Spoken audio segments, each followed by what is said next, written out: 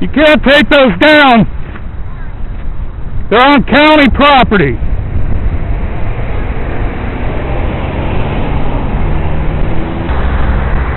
What? You can tell on me if you want to, but we work here and we'll go get... We actually have a cop just down the street. We'll get him to remove it. They didn't ask permission for this, and they need permission to hang those signs up. Well, call a cop, because they don't need permission to hang these signs. Second Amendment right. They need and what's your name? Sir. Kathleen Matthews. Where do you work?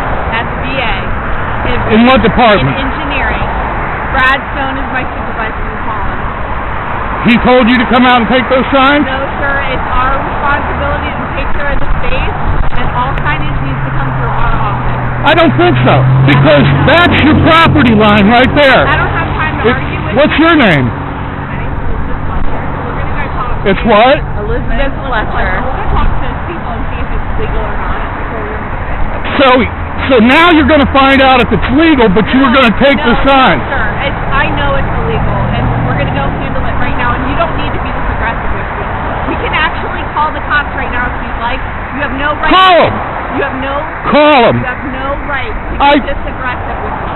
I'm not being aggressive with you. I get wound up. You're raising your voice, and it's unneeded. You know what? This is how I normally talk. Great. I don't have time to argue with you. I haven't threatened you. Nothing. You are threatening me. No, how am I threatening you? By being loud? Yes. Go ahead and call the cops. Send them out here.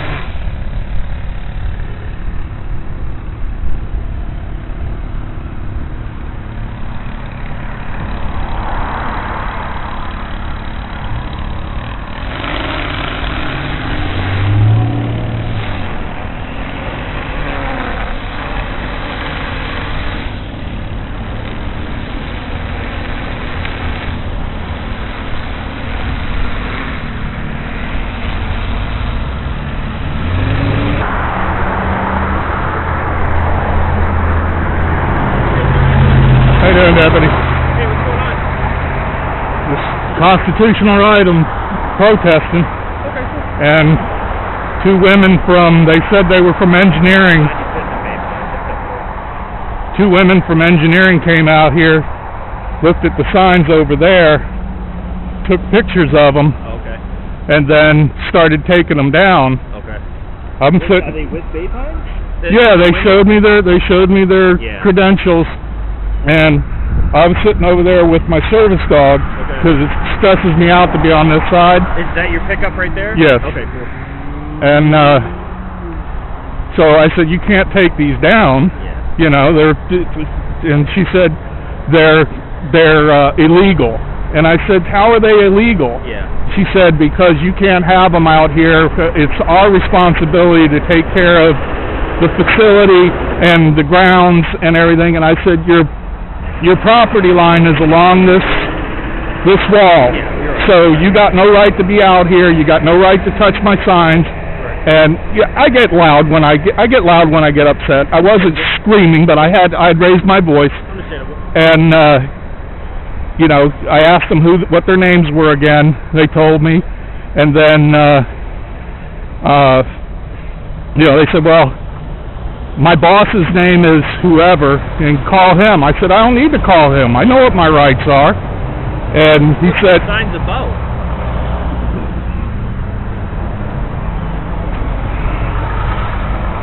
I used to be a police dispatcher out here. Yeah, I saw the tattoo. I used to be a police dispatcher out here, and always, from the time I got into How long did you work here?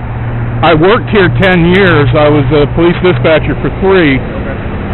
2 years into dispatching, I'd always gotten outstanding performance appraisals. I applied for, met all the OPM requirements for police officer position. For here. Went through the oral boards and the background check, all that, and was selected as their top candidate. HR called me and offered me the job, and I accepted it. They sent my packet out to Little Rock to get me an academy date. I was on my way. Then these guys called me into the office and reminded me that they had been on my oral board sorry. to let me know that, you know, that I owed them. And then, What do they mean by that? well, I'm getting to that. They came right out and said, you know, after congratulating me on being selected and you're going to be a great police officer and this and that, they were involved in a lawsuit. They were involved in a lawsuit that settled for $1.3 million. Well, it hadn't settled at that time for harassment, intimidation, sexual harassment and stuff Employees? of officers. Okay, yeah. Got Yeah. So the command staff Yeah. against officers. Yeah. So they came right out and asked me, you know, we know the officers talk to you. We know, you know, you hang out with them and stuff. We need you to find out what they know, what they don't know. This is the command staff asking you Yeah, that? the chiefs. Yeah. What their attorneys know, what their strategy is, and report that back to us. Okay. And I said, I can't do that, chief. And they said, This is so when you were already already in this position. already selected, and I hadn't gone to the academy yet. I never made it to the academy. Gotcha. And they said, oh, sure you can. I said, well, let me rephrase that, chief. I won't do that. It's unethical. And he goes, okay, well, that's good to know. A couple of days later, they pulled my job. I stayed in the comm center, but they retaliated against me and just rode me. I went from being the outstanding dispatcher to being the one that they were always, you know, fucking with. Okay. But yet they left me on mid-shift where I worked alone. They left me with all my collateral duties. I was a trainer for the FDLE for the computer system. Oh, NCIC. Yeah, NCIC, David, all of that, Okay. Triple I. I was a local agency instructor. That means the sheriff's office could have sent somebody out here to train with me Okay. to get up to speed on the thing. So I had my shit together. Okay. And then, you know, they pulled that job and just started fucking with me. I had an EEO complaint in for harassment. They went through the EEO investigative process, and the EEO investigators came back and said that, yes, definitely you are being harassed and retaliated against. There is a hostile work environment. And they said, they summed it up by, on an ever-increasing scale and ever-increasing severity and frequency. The chief called me down, because he knows I wanted my career. Okay. He called me down and said that if I dropped the EEO case, that everything would go back to the way it was. Okay. And now, I went from being a great employee to being the shit employee in their eyes, like that, like flipping a switch. All right. As soon as I told him I wouldn't spy. Then, when I told the chief, all right, I'll drop the EEO case, which now I realize was a mistake, I dropped the EEO case, and they did. I mean, it just again, like flipping a switch. They stopped fucking with me, Okay. and everything was great. Okay. Then, I found out that the telephone operator suite, which was under the police department supervision, was causing delays in patient surgeries and things like that, to where patients were laying on the table for, you know, over an hour waiting for somebody on the surgical team to arrive that had never been contacted. I need to talk to him just for a second, so, and then I'll let you get back. Okay.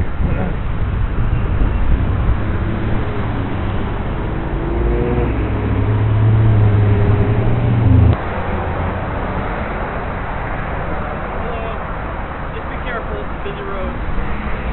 All right. Sorry about that. What's this one say? And now, that's the deputy chief. The female officer he was sexually harassing over and over relentlessly. Her husband was also a police officer here. They were both Air Force vets. Bay Pines administration did nothing about it. She joined the lawsuit. She got $300,000. The rest of the officers got $1.3 million. and it put such a strain on their marriage that her husband, 37-year-old Air Force vet, VA police officer, killed himself. And his family firmly believes it was because of all the stress that this guy put on him. But anyway, you know, they just come out and said, you know, these signs are illegal and you can't be out here protesting and all that.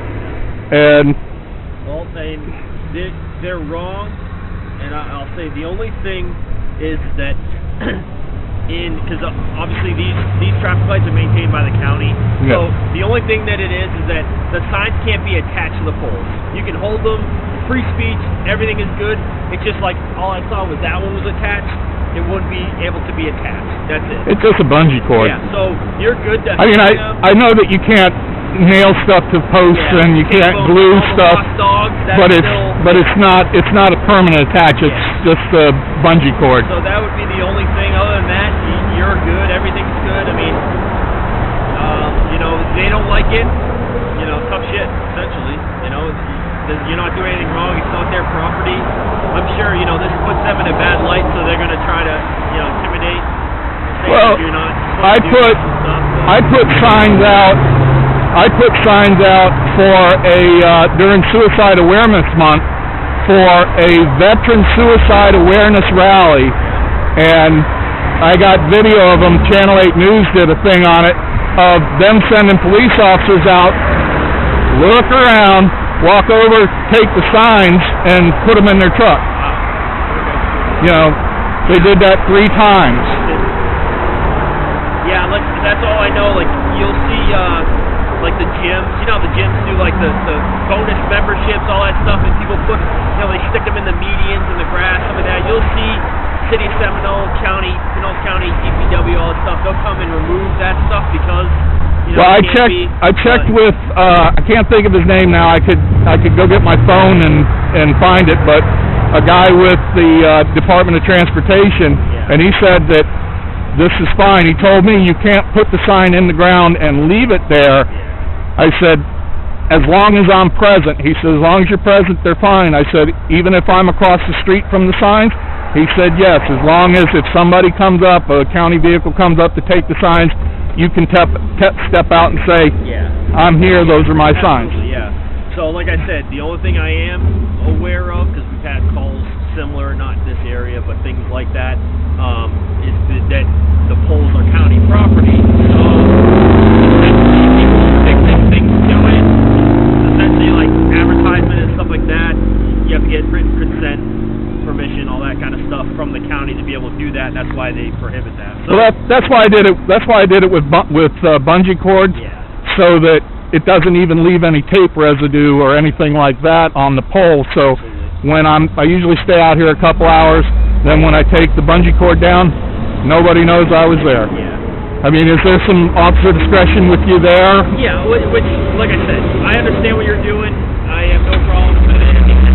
The only thing that I can say that is, if you look at it, is if it being attached, there's room for someone to argue, well, it can't be attached. So I'm going to leave it at that. All right? I mean, obviously, it's a bungee cord. You didn't cement it, tape it, staple it, whatever.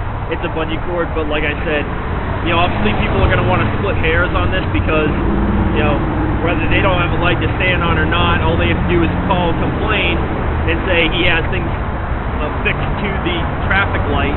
And me being a reasonable deputy, I understand, you know, I can only imagine what you're going through, but understanding that and having reasonable judgment, it's not an issue. But you get someone else, another deputy that comes out here that wants to be that person. Well, they're nitpicking to try and stop the negative. So clearly they don't know exactly what the ordinance is. So they're not going to say that. They're just saying, oh, hey, it's on our property, basically foreknowledge of what it is. But if they were to obviously look into it and say, hey, you can't have it affixed, and then they see the bungee cords, technically it is. Well, she wasn't arguing that it was affixed to a thing. She was saying that they're in charge of taking care of the VA, and the signs had to go. Yeah, well, it's not VA property, so you know that. So it's it's a moot point. What was the, if you don't mind me asking, what was the call that sent you and the sergeant? No, I don't know the person's information. I can look it up on the call screen, but it came out as a suspicious person, and it gave the call notes about derogatory or something else, another term.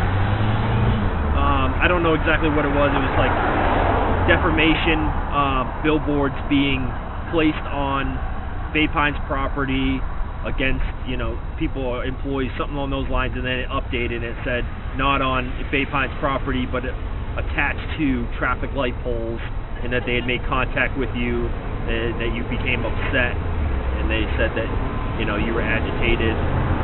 Just basic information, like they gave you a description, and that was it. So, like I said, I don't really know who it was. I mean, it's in the call notes, but I don't know that person. If you wouldn't mind checking for me? Yeah, I can do that.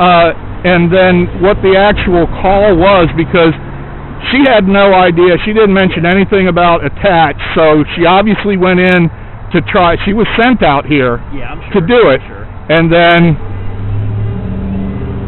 when she wasn't able to grab the signs and go, she probably did call the police, and they said, well, he is on county property, so we can't do anything, which they but did that we'll do this. A week or so ago, I was out with another deputy down there about 7 p.m. Same issue out in front, but that time I was by their flower bed in the front that has one of these borders that go around it. I had my camera on the sidewalk filming me, and I was standing like this, and they came out, Bay Pines police came out, because I was that far on their property, and told me I had to leave and this and that, and I said, all right, so I got off, got on county property. Next thing I know, here comes a deputy. But did you have the same interaction with that deputy that you did me? I mean, Yeah. Okay. Well, he talked to me. What concerned me with that one was he came out and he started immediately with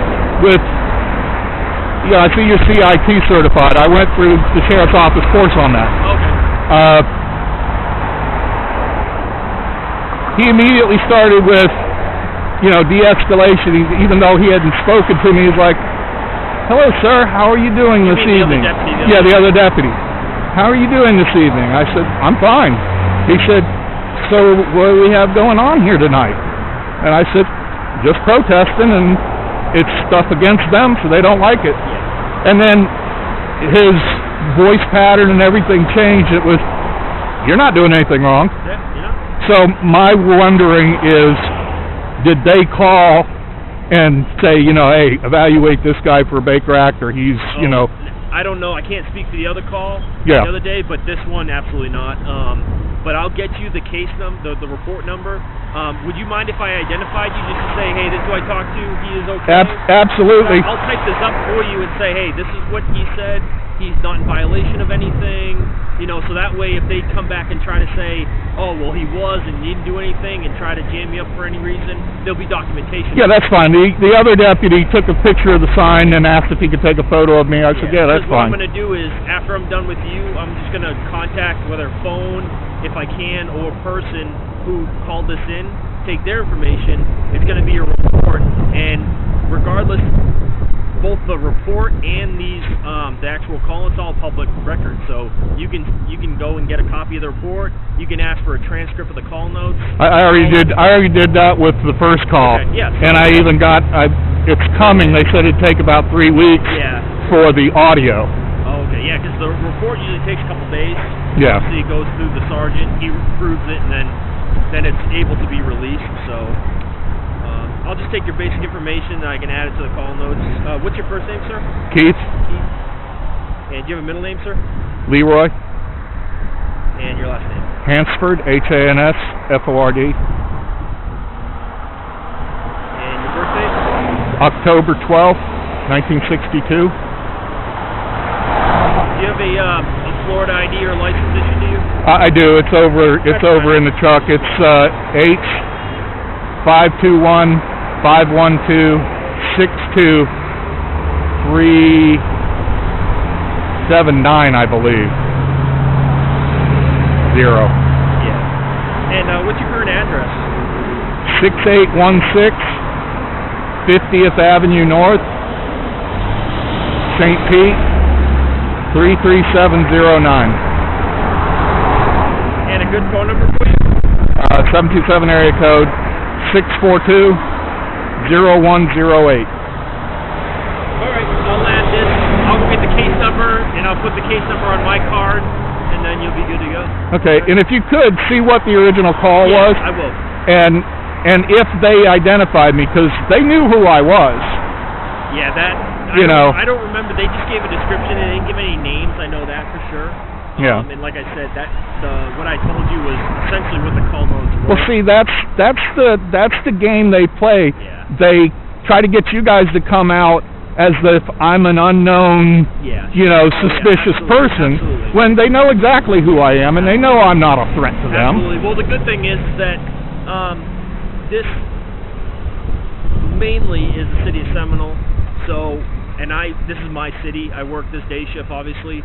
So I will pass this interaction with you on with my other two partners. So that way, if they have something similar, hey, it's Keith.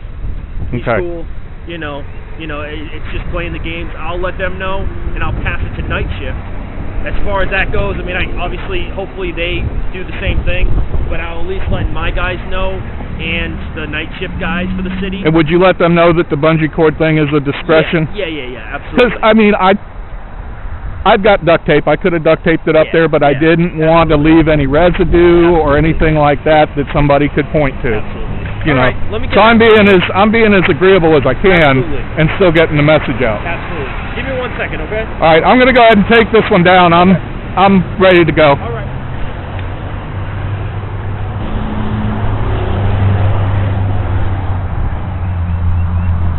I'm a veteran, so I'm allowed to be on property.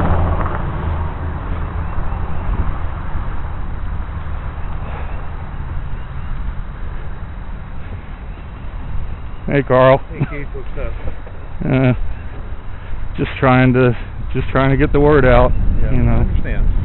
But so what was they sent two ladies out here from engineering to take the signs down, and I told them you can't take the signs down. They're on county property. They said, well, we're going to call the police. I said, call them. They obviously called you guys. Well, So, but I mean, I've protested out here enough. You guys know I'm not doing anything wrong. So to call the sheriff's office, I mean, that's something that somebody else is working on then. So no, I didn't call them. Okay. All right. I didn't call them. Well, like we talked about before, what they did to me out here was wrong. I mean, the harassment, the retaliation for not spying for them. I mean, Carl, they ruined my life. They really did. I understand. And I just wish that the supervisors would have gotten together. You said that you going to them wouldn't have made any difference. They wouldn't have stopped if you had told them they were doing wrong. But what if all the supervisors had gotten together and went to them and said, hey, you are targeting this guy for retaliation and it's wrong?